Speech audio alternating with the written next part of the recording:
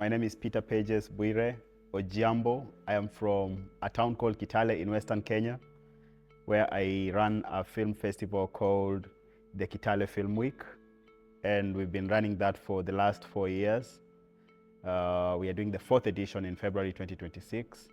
So my background mostly is in film distribution, which I studied in school, in university, and which I practice in the field every day. So mostly the work on the side of the film industry. I don't make films, but it's something that I really appreciate when I see people have made films. So yeah, my work mostly revolves around Western Kenya and working with filmmakers from Kenya, Uganda, and the rest of Africa. I participated in the Mandela Washington Fellowship 2017. I was part of the Civic Leadership Institute at Wagner College in New York City.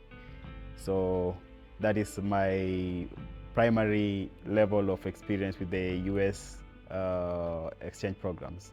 What attracted me mostly to the Mandela Washington Fellowship was the leadership focus and the networking component that is in that fellowship.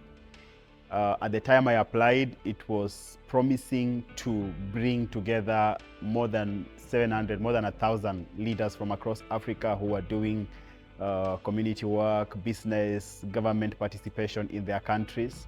And that is something that I really appreciated because I had never networked with leaders outside Kenya before, and I did not even consider myself a leader at that time. I wanted to be a leader by associating myself with leaders. So the Mandela Washington Fellowship offered me exactly that, a chance to connect with other leaders from across Africa and in an environment outside Africa. It was such a cool thing to be part of. My passion for African cinema started from an early interaction with African stories, storybooks.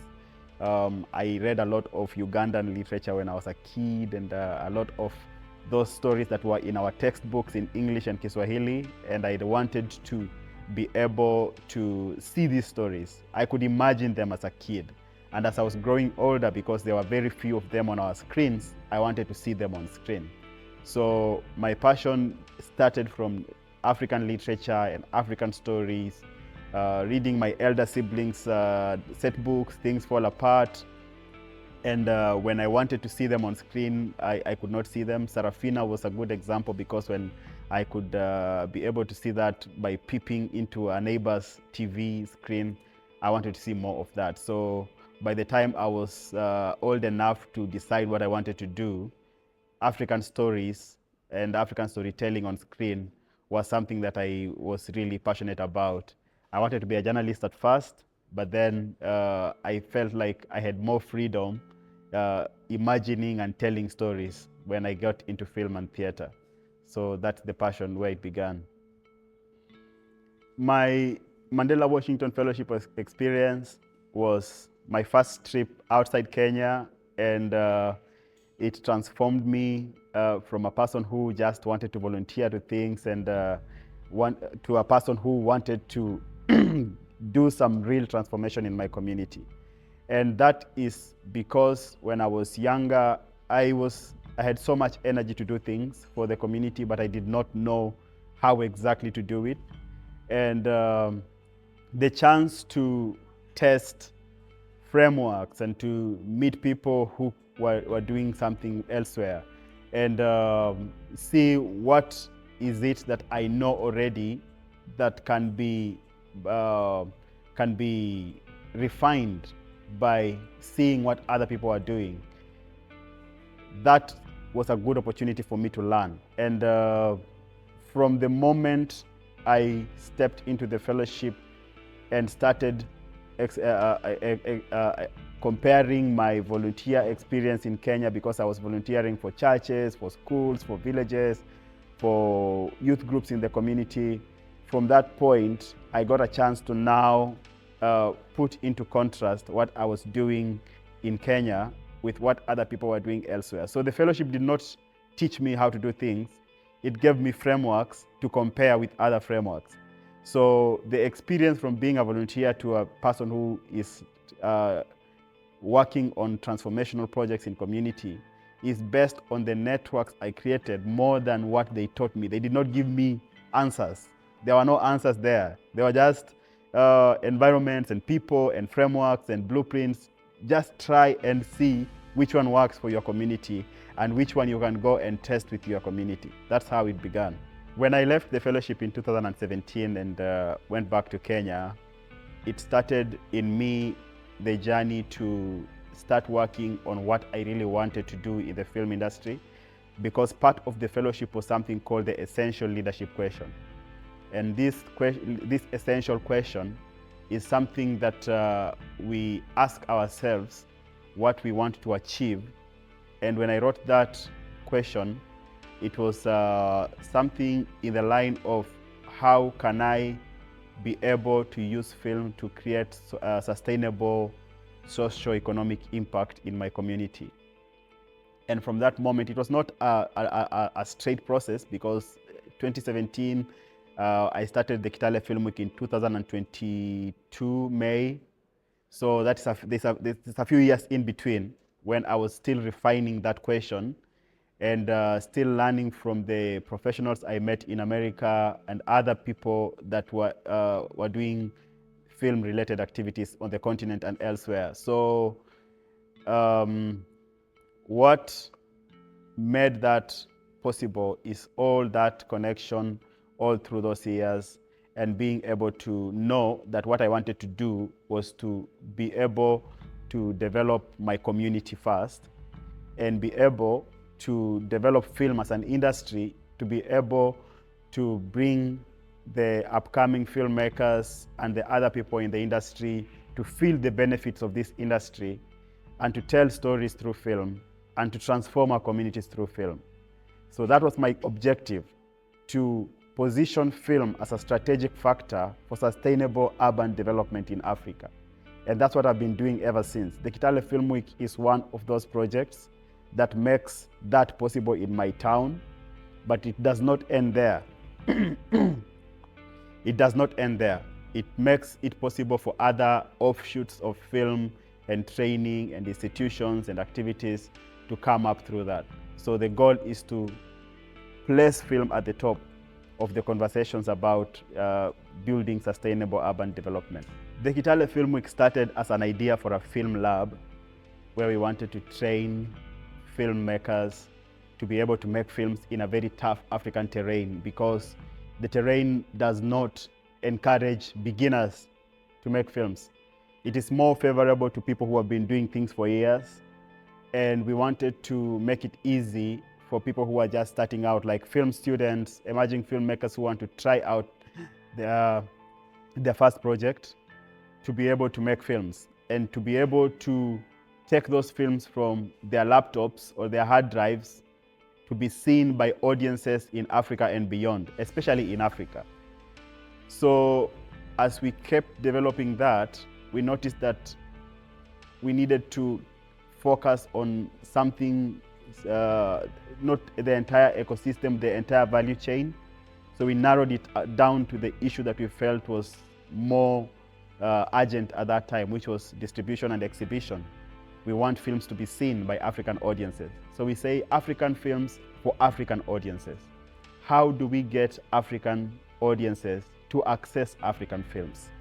So that is when we decided, okay, let's do a festival, because we cannot start a cinema, we cannot start a streaming platform.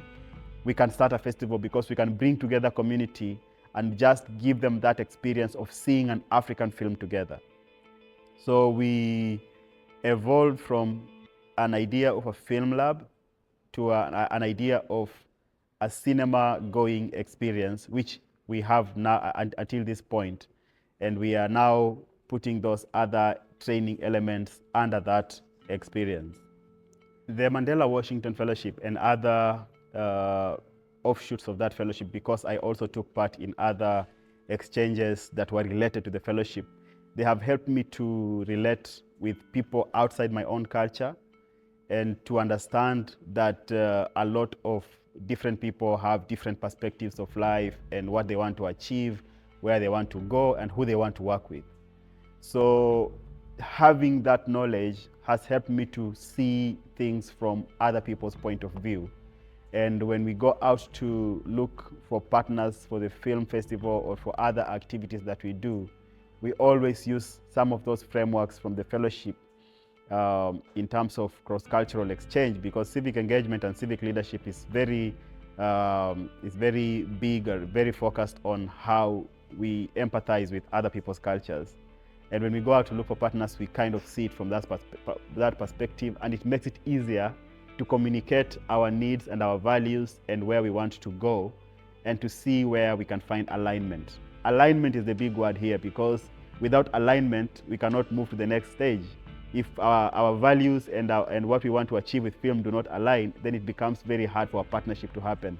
So that is the biggest thing that I got from the fellowship. And the other one was balance, because we had one of the trainers at the fellowship who told us something about balancing socio-economic needs of the people with the economic prosperity of the place. And the case in point was the gentrification of New York, which offered some perspective on how there is some lack of balance, where the economic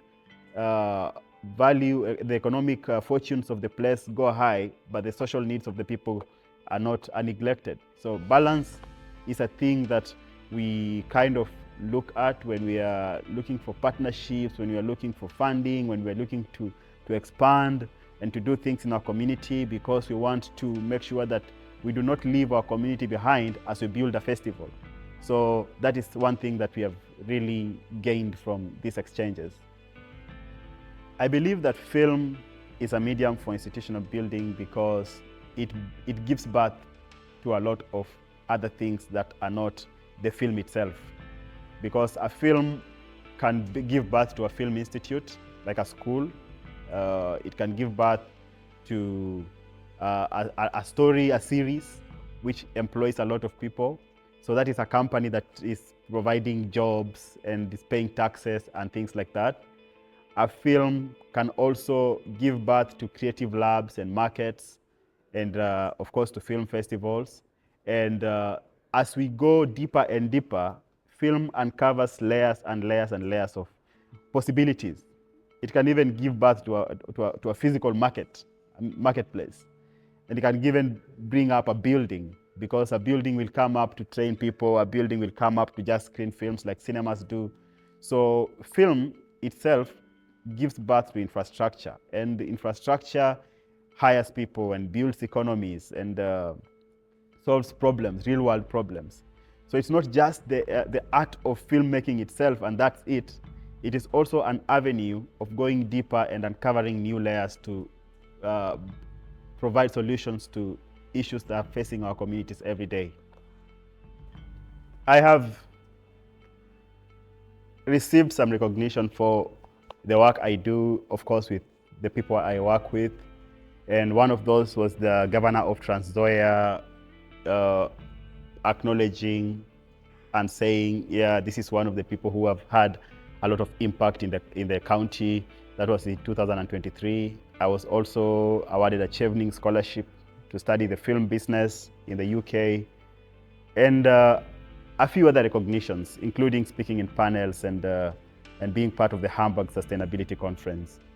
The thing about these recognitions is not mostly about what it says to me, but the story that it gives to the world, is that creative industries and film in particular are being acknowledged, and people are seeing that film can actually have an impact on what they are doing and what they are trying to achieve in their own communities. If the governor can notice that film is something serious and put a film person on his list of award winners, then it means that he's taking film seriously. And a lot of those awards say something about the power of creativity and the power of the film industry to build a sustainable future for the African. So that is what I take from those awards, that someone somewhere is looking at the work that we are doing in the creative industry and taking film seriously. And in the near future, in the next year and then the other year and the other year, it will be someone different in those panels. It will be someone different winning those awards. But the common factor is that it is creativity and it is film that is being talked about. And when it happens that our industry and our culture and our society recognizes what creativity can do, then I feel and I strongly believe that we are on the right track as a society to use creativity to build up ourselves and our people and our future generations. We have had some stories of impact, and even though I cannot say for sure that we have significantly impacted someone specific to be at the top of the industry or very far, I can say that we have seen people who have come to the film festival and their careers have developed really well after that. For example, we have had refugees from Kakuma refugee camp who came over with their first films. They came to the film festival, they got screening sessions and talked to the audiences, they won awards, and they went back to the refugee camp and became some really influential filmmakers there. And we have seen even recently, last week, and even a few days ago, that they are winning more awards in other festivals since they came to our festival. We have also been able to train filmmakers from scratch, because I said our foundation is based on emerging filmmakers, guys who have never done anything. They just have the passion. And we have seen young filmmakers from Kitale, because the first edition we did, we trained 50 filmmakers through partnership with the Kenya Film Commission. And after that, we see these young filmmakers every day on the streets of Kitale making films. They have not made their names in the industry. Their films are not out there for people to see, but we have seen their passion grow from the interest phase to now them making films and content every day to show their families, their friends, and people who are interested in film. And this year alone, we saw 2 filmmakers in Kitale launching their own films through their own film events in Kitale. So a paying audience walks in and pays a ticket price, a ticket fee, to go and see a film made in Kitale, which is a culture that we've built in the local society or in the local community. People are able now to say, yes, we want to go and see a film by our people. So that is impact that we think is we cannot quantify in words, but when we go out and see young filmmakers making new films, and even going out, because last year we went out to Zimbabwe to train filmmakers in a local community, and that itself is proof that people outside Kitale can see what we are doing and invite us to also train their young people to make films. So we feel like that is something that we are really proud to talk about. We need structures and institutions that work for the African society right now, which means there's a huge chance to go out there and work with our communities and develop and design something that works for that community. If it works for that community, there's no point copying it for another community. We need to go to that other community and create something for them. So I believe that for our industry or our industries to grow effectively, we need to design strong institutions and strong policies. Fast forward 10 years from now, 2035, and I am seeing an African industry with strong institutions, creative labs, markets, film festivals, good actors unions, scriptwriters unions, and cinemas and infrastructure that makes it very easy for films to flow from a filmmaker to an audience. So that's what I'm working on personally, to try to build strong institutions. And I believe that in the next 10 years, we'll have those strong institutions. Find the alignment, which is my buzzword, the alignment on what can push their projects and their communities forward. Because I always say, the more local you go, the more global you become. I am not in Kitale because I have a lot of ideas or I'm good at something or what. I'm there because I believe that my local area is the starting point for transformation. I grew up there and I want to change or improve that place so that film, if I want to grow the film industry with my candle, I go to Kitale and start there. So the more local you go, the more global you become.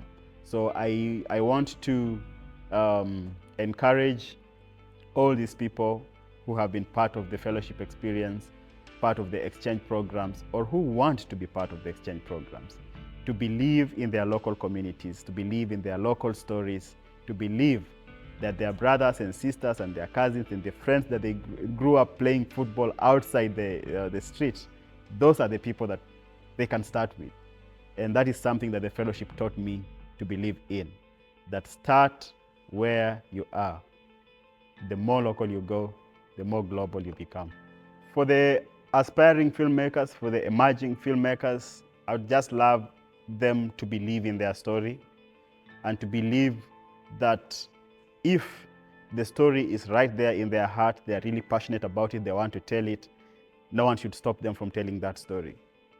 If there's no money to make that story now, find a story that can be made with what you have and keep working and working. Momentum is the most important thing in your career or in the industry. If you lose momentum, then you have to start afresh. So keep the momentum by doing things that make you happy every day.